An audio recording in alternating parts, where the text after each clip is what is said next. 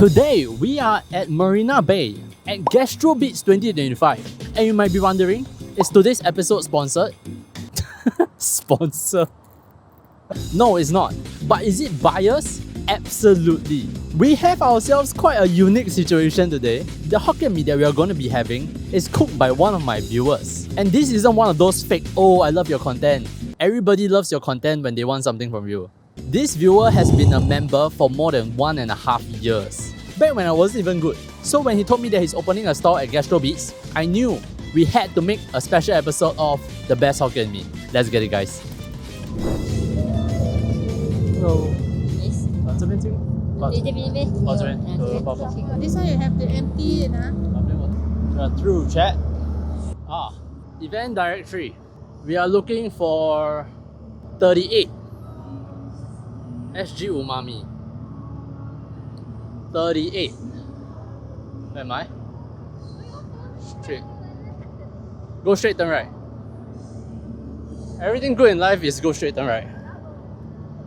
Because then you'll make a right turn. You might be wondering why are there no people? Because I'm here on a weekday 4 p.m. Hello. Oh, okay. Nice to meet you. Nice to meet you. Later we take photo together. Okay. Show my friends. Okay. You give me like until 5 lor. 5 Yeah, okay. 5. I go wait. Okay, see you later. I have to say the vibes is 100. It's like you have MBS just looking at you. Weather is good today. You got music going. And you have a lot of seats. Oh no, wait. Shh. I'm not here for GastroBeats. I'm here for SG Umami only.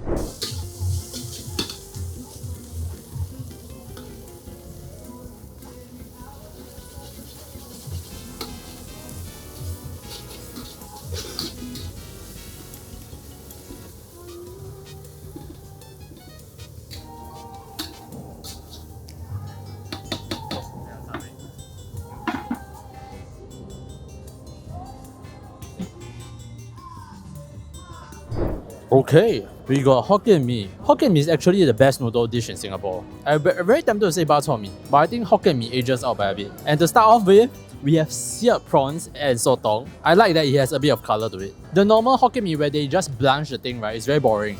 Anyway, enough yap. Let's try it. Oh yo.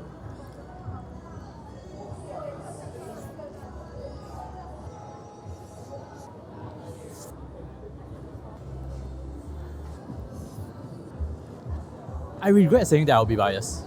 Now if I tell you all that it's nice, you all won't believe me already.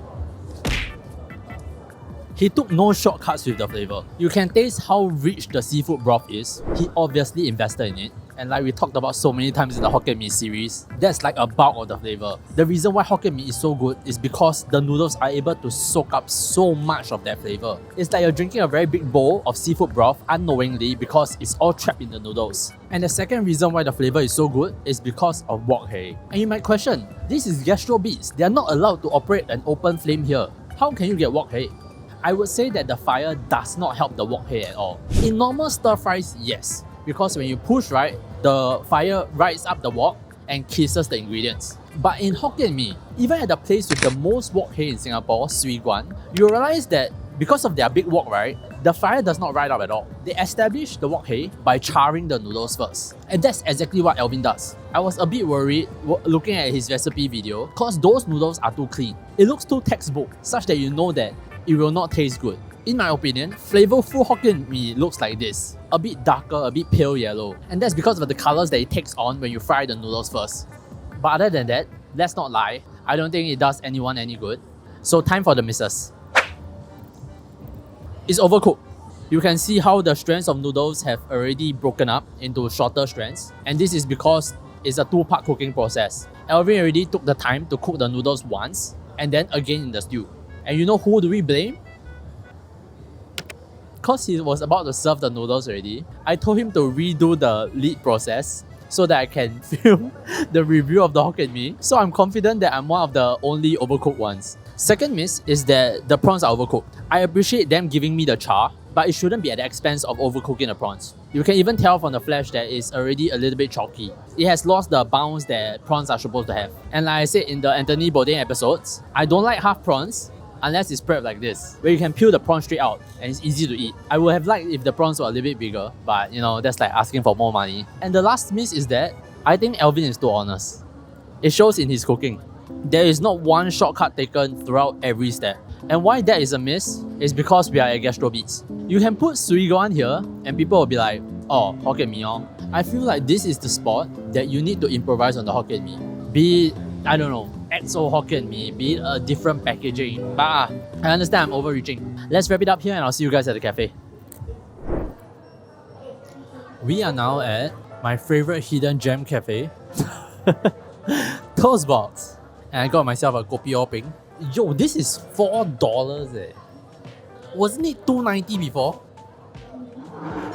Anyway, we talk about the Hokkien Mee. Really good flavor. The two key points of Hokkien Mee, a strong seafood stock and wok hei. I think Alvin nailed it down and this isn't the bias talking. If you think I'm glazing, then I guess you have to come down and try yourself. The main miss is that I don't think GastroBeats is a place where an honest Hokkien Mee thrives. For example, would you go to GastroBeats just to eat Hokkien Mee? And if you do, is that the only dish that you're gonna have? Because Hokkien Mee is a dish where when you load up so much on flavor, right, it can get very gelat. This wouldn't be an issue if you minus the serving, which you can get away with in a place like GastroBeats. It is not a hawker center where people sit down, order one dish and expect to be filled. So instead of the 10, 12, 16 price tag, right, I'm trying to think of something way more attractive, like $6 but in a very small cute ope leaf basket. That will do better on social media because of the color palette. It's very old school. You add a dash of green. Oh, by the way, Alvin left out Chinese chives. Oh, I didn't ask him about it. Okay, I'll DM him and then see what he says. So you have the very nice color palette of the ope leaf, the yellow of the noodles, the green Chinese chives, and then the prawns. I feel like GastroBeats is one of the few places that you can get away with 吃不饱. Then you can name the pricing something cute. I just want to try only $8 and then $16 for no, I really want to eat Hokkien Mee. All this came about because when I was eating the Hokkien Mee, right, I kind of got lost at like, where am I? There's music blasting. Most of the people around me were half my age. Like that disconnect was very uncomfortable. So I don't know, should I rate it as a Hokkien Mee independently or should I rate it as a Hokkien Mee in GastroBeats? This is surprisingly one of the hardest things I have to rate because while I can rate the dish as is, right, it is so not meaningful if you take away the context when 95% of the people there are eating because of the context. Nah. Let's rate the Hokkien Mee as is. 1 plate I'll work for the Hokkien Mee, 2 plates I'll take a bus for the Hokkien Mee, and 3 plates I'll go anywhere in Singapore for the Hokkien Mee. And SG Umami gets 3 plates. I know y'all don't believe me. I know y'all think I'm glazing. But to find a combination of a rich seafood broth and roasty wok hei is very tough. There are a lot of mediocre Hokkien Mees in the market. I prefer his Hokkien Mee to the one we had at New Ubin Seafood or the one that we had at Kim's Place. Too many Hokkien Mees in our hawker center rush the frying process. You don't get that roasty flavor from the noodles and don't have the budget to invest in the stock because they have that glass ceiling of like $5-6. If you don't believe me, if you disagree, I guess you have to come down and try. You know what? I treat the first 10 people that come down and tell Alvin, hey, I help your Hokkien Mee 3 plates, you get 1 free Hokkien Mee. But yeah, that's all I have for you guys this time. I'll see you all in the next video. Bye!